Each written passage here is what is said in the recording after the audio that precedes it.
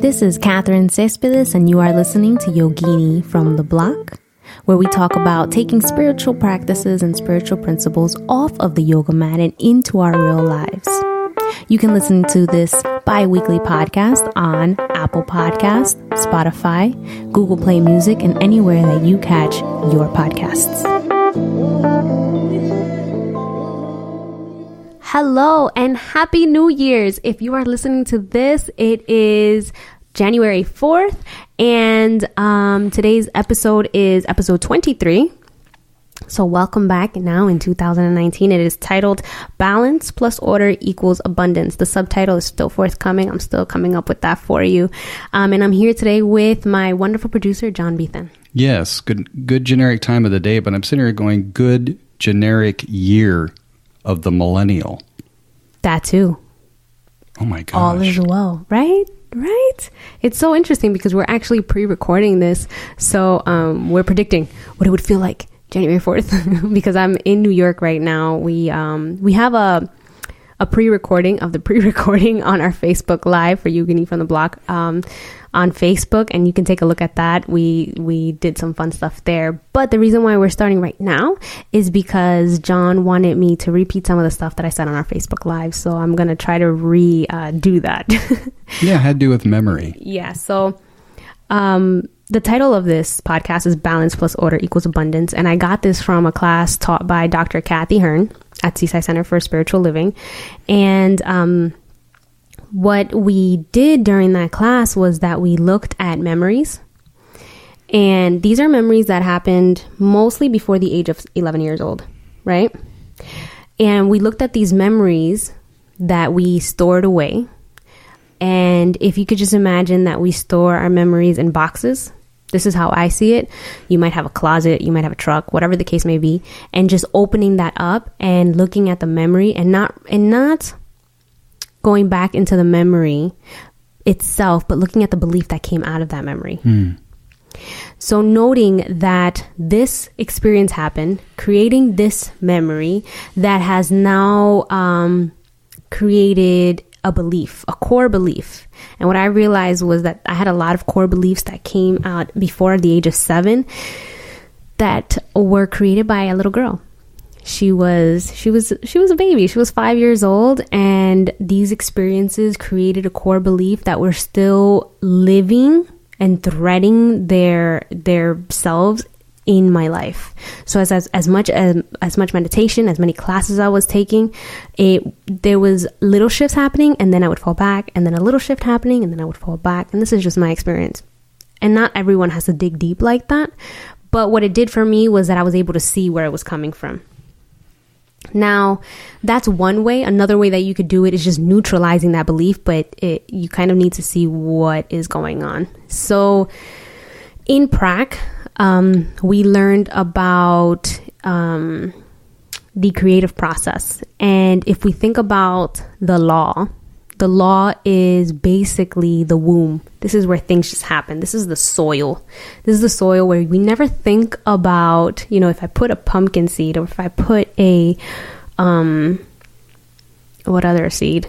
Any other seed, an apple seed or orange seed, whatever you put into that soil, it will come out with that seed that you planted. So you're never going to put a pumpkin seed and then get like cucumbers. Like that's just not going to happen. You put in pumpkin, you get pumpkin. And this is how the law works. You put in a belief, you get back the manifestation of that belief. So this class really allowed me to take a look at my finances. Take a look at where I was going. Just take a look. And already... And this is pre-recorded, right? So already I've noticed an increase in my credit score. I've already noticed that I have enough to pay my bills. Like before I was like, I have just enough. And now I'm like, oh, I have enough. You see how that alone, I know you felt that because I felt it when I said it. Yeah. Makes a huge difference from, I gotta pay again, to, oh, I already paid it. That feels good. Yes. Next. What is next? And really taking a look at what that is. And for a while, I didn't want to see. Like, I don't want to look. don't show me the bill yet. I'll pay it my next check. And what I noticed was that spirituality is in all things. And this was easy for me to understand in terms of relationships, because for me, it just made sense. Of course, God is in relationships. Of course, spirituality and relationships. That makes so much sense. But what didn't make sense for me was spirituality and finances. And to this day, I'm still working on it. Actually, in 2 weeks from now, I'll be rich. I'm just putting that out there. So what I noticed was that I was separating finances and God finances and universe finances and spirit, whatever we want to call it. I was separating it. And what was happening was that it was almost like I was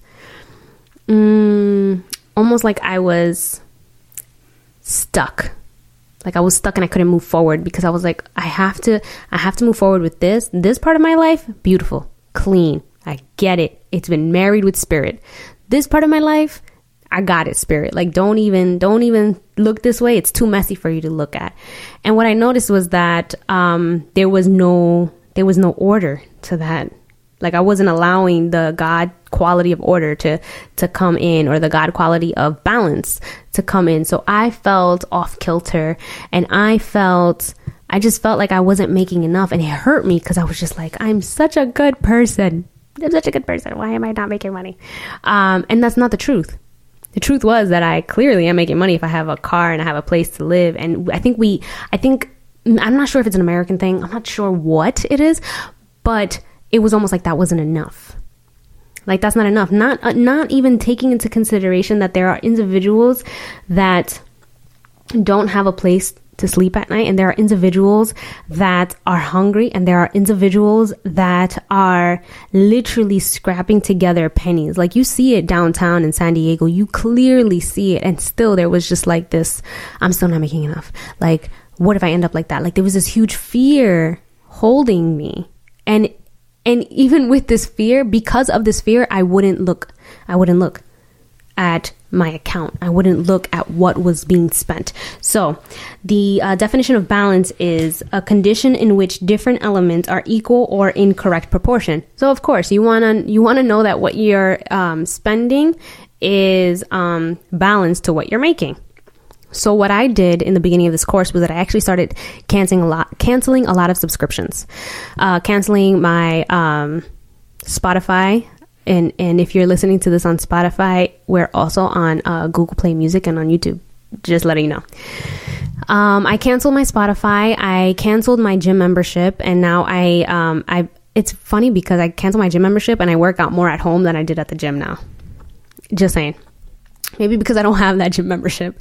And I got a new card because my card wasn't working. My card was literally like, nope, I'm just not going to work in certain stores. So that was kind of stressful, not like knowing that I had money in the bank, but I couldn't pay for what I wanted because my card legitimately was demagnetized. I find that interesting. Right? Because there was a fear within me to spend because I didn't think I had enough. So just balance. What you're making is balanced to what we are spending. And also, and I think this could be another podcast on itself, but being a conscious consumer. Like, where are you spending? Who are you giving your money to? I realized that I was giving Starbucks a lot of money, and there's no shade. Starbucks, you're pretty good. But also taking a look at the mom and pop shops, coffee shops, and thinking, you know what, if I just go there, not only is it more economically sound for me, but now I'm giving to a family. And that alone changed the entire vibration of me going out to get coffee. And it's not the same, but it's a bit like tithing. Yes, it is a bit like tithing. And then that was another thing. So by this time, in 2 weeks, I would have read The Richest Man in Babylon, because Kevin has told me to read it like 50 million times. And I think the 51 million time was enough. I'll read it. And I pledged this year for the first time to Seaside. And I also pledged to myself. So giving 10% to my spiritual home, and then giving 10% to myself, first and foremost, before paying my bills, because what that says is that I have enough. I have enough to pay to add to the circulation of my spiritual home, and I have enough to give to myself, and I have enough that after that is done, that I can pay my bills. I have more than enough. And those things have really shifted something, because to know that I have a savings now, before it felt like if I have a savings, that makes no sense because I have bills to pay. So why do I have a savings? And really what it does is that it tells me that I'm just as important as my bills. I'm just as important to know that I have a little cushion there. And that was something that I had to work on in regards to savings. But balance, that's what balance came from for me. And then the next thing is order. And the definition of order is an authoritative command, direction, or instruction.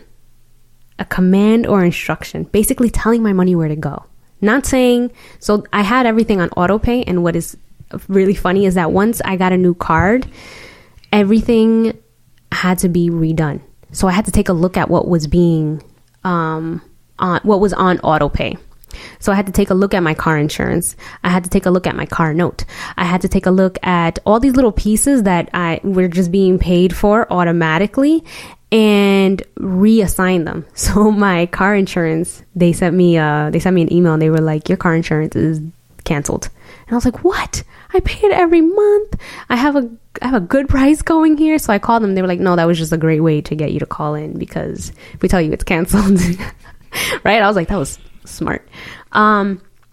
But being on top of knowing where my money is going. So commanding it, not just like being what would the word be here? Well, unconsciously on automatic. Yeah. Just like every morning at 5:00, I'm outside walking or something, and it could be raining here, and the sprinklers go on. What?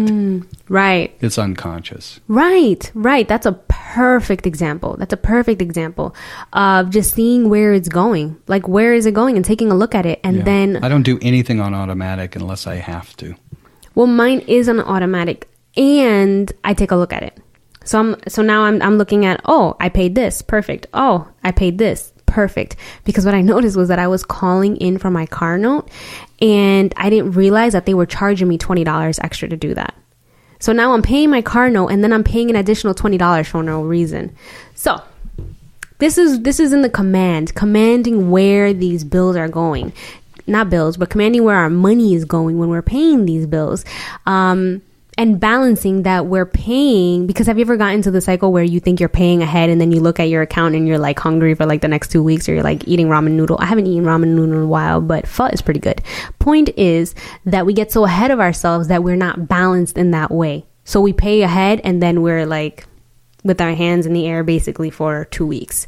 So balance, looking at the balance in that, and the order of that is what equals abundance. Because then what I realized was that abundance is a large quantity. And a large quantity could be 100 pennies. That's the definition of abundance? Yeah, a large quantity. So that, just a little observation, that was quicker on your tongue than the other two. It was. Yeah. Yeah. Well, it's because it sort of seems like a good thing. Yeah, it's the addition of the other two, right? The abundance is is the equivalent of balance and order. Yeah. So you do this piece of balance, making sure that what comes in, there's, and what's going out, just the balance of that. And then the ordering, what is going out is necessary, what is going out is wanted, what is going out is desired. And just taking a look at that so that we are not on automatic autopilot and being unconscious of that. So yeah, it's just large quantity. So it's a large quantity of whatever it is. So one thing is vacation. So I put little bit of money away, and it takes me about a year or 2 years, and maybe by January 4th, it takes me 2 seconds to plan a vacation where I'm putting little amount here and a little amount there. And then by the end, I'm like, oh, I can go to this trip and I could do this because I have set a time, my intention to do so. So really being conscious, it all comes back to the consciousness of where our money is going. And I am by no way, shape, or form, disclaimer, a financial planner of any sort. I'm a regular schmegular person, understanding the power of spirituality in in finances, in my economics, just in the flow of money. And understanding that it doesn't make me evil, it doesn't make me any of the negative connotations just because I know where my money is going, just because I am conscious of my money, and just because I see that I want more and I can have more. So that's the next thing, right? Is embodying that, but that's a different podcast. Yeah, so let me just say that that's available to anyone. At all times. You don't have to be a financial planner and take all that kind of stuff.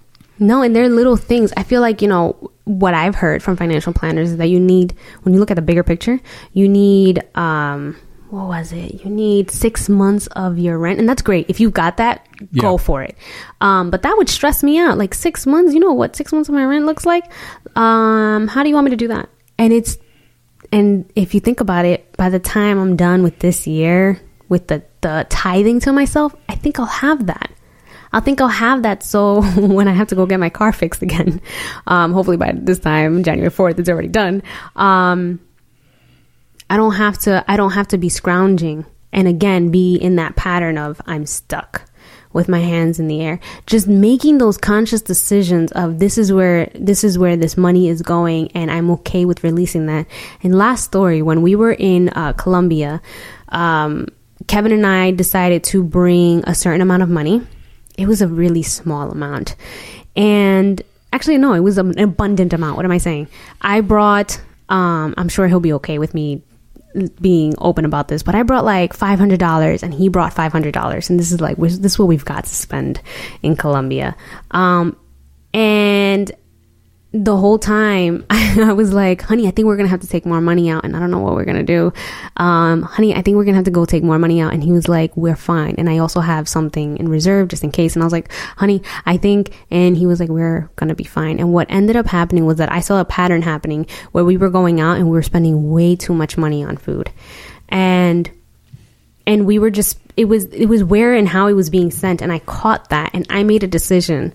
And that decision was, we are going to go eat aside from the group, because for some reason, when we eat all together, we're basically paying for 3 people. That makes no sense. There's only 2 of us. So who's you know what I mean? And things like that happen when you go out. So, we were like, you know what, let's do that. And what ended up happening was by the end of the trip, we had left over so that we can bring people back stuff. Like we could bring back souvenirs. Thank you. You're welcome. And that felt good. The fact that I could bring back my producer something, the fact that I could bring back my landlord something, to bring back my office something. And they weren't huge extravagant gifts, but it felt good for me to give. And to be conscious of that throughout the whole trip. Like, I want to bring something back. And the Colombian coffee was really good. Thank you. Yay! I brought back, between Kevin and I, we brought John, like 6 different assortments of coffee. Yeah. And I was like, I know he likes coffee. So we were there and we picked those out. But that felt good. And to also know that, there was enough. So basically what I'm saying is that just being conscious of where our money goes allows it to just go so much further. And Kevin says this all the time, but being a penny wise, what is, the saying? It's like a penny wise and a dollar foolish or something like that. No, so, it's a dollar wise, a penny foolish. I'm not sure. Something like, so something, basically what it says is, people like save a buck. And squander lots of pennies. Right. So you're basically spending more at the end of it. Mm-hmm. So that's really what happened. We were just like, what really means a lot to us is to show those that are around us on our daily lives how much they mean to us. And this is what we want to do. And at the same time, we were able to experience Colombia to its fullest. We went out, we ate, we had a great time, and then we had this little pocket of money that we were like, we're going to use this for this purpose. Like, we had it in our mind the entire time that we were there, and we were able to use the money in such a way that it grew. Because to this day, like, to hear, when did I go to Colombia? Maybe 3 or 4 months ago, a thank you from John in January, because it's January now. It's still giving. It's still giving back to me, knowing that he enjoyed that. He he had it and he loved it, and my landlord did the same. And when they go out now, they bring me stuff, and I didn't do it for that reason. I did it because I wanted to. So that's where the abundance is, from the abundance of gratitude from people, the abundance of gratitude from myself to show them, the abundance in the experience and not being worried, and the abundance of love and light and just pure appreciation. So I know that wherever you are experiencing the abundance that spirit is. There is an abundance of love and light, and you can see it. You can see it so clearly in the amount of leaves that are on a tree, the blades of grass that are on the lawn. You can see it in the amount of blue sky that when you look up, it just goes on forever. You can see it in the droplets of water that are in the ocean. There is just an abundance in every place in nature. And what is true for nature is absolutely true for you. You are part of this abundance in this world, in this life, in this light. And I am so grateful to be in your ears, to talk to you about this, to feel your love, to feel your light, to feel your appreciation. I am so grateful for all that we have created here today. I release these words into the divine law, knowing it's already done, and so it is.